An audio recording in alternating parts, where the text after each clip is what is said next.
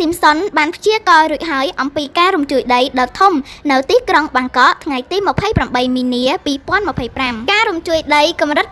7.7 រិចទ័របានវាយប្រហារកណ្ដាលប្រទេសមីយ៉ាន់ម៉ាធ្វើឲ្យរង្គើទូទាំងប្រទេសហើយមានរំញ័រធ្លាយទៅដល់ទីក្រុងបាងកកប្រទេសថៃដែលបណ្ដាលឲ្យអគារកម្ពស់30ជាន់ដែលកំពុងសាងសង់ក្នុងទីក្រុងបាងកកបានបាក់បណ្ដាលឲ្យមនុស្សយ៉ាងតិច3នាក់បានស្លាប់ហើយបានបន្សល់ទុកសំណង់ប្រមាណ90រួមទាំងស្ពានអាកាសដែលតបជាប់ប៉មខុនដូ2ទៀតរងការខូចខាតនិងប៉ះពាល់ដល់ការដឹកជញ្ជូនសាធារណៈផងដែរហើយការជួញដូរនៅសាហ៊ុនប្រទេសថៃត្រូវបានផ្អាកបណ្ដោះអាសន្នក្រុមជួយសង្គ្រោះបានស្វែងរកអ្នកនៅរស់រានមានជីវិតដែលបានកប់ក្នុងគំនរអគារយ៉ាងសកម្មទន្ទឹមគ្នានេះដែរប្រទេសមីយ៉ាន់ម៉ាក៏បានជួបប្រទះការបំផ្លិចបំផ្លាញយ៉ាងធ្ងន់ធ្ងររួមទាំងខូចខាតដល់ទីតាំងប្រវត្តិសាស្ត្រនិងហេដ្ឋារចនាសម្ព័ន្ធផងដែរគ្រោះមហន្តរាយបានបង្កើនបញ្ហាប្រឈមដែលមានស្រាប់នៅក្នុងតំបន់ឲ្យកាន់តែលំបាកទ្វេដងក្រុមមន្ត្រីកំពុងជំរុញឲ្យប្រជាពលរដ្ឋរក្សាការប្រុងប្រយ័ត្នចំពោះគ្រោះរំជួយដី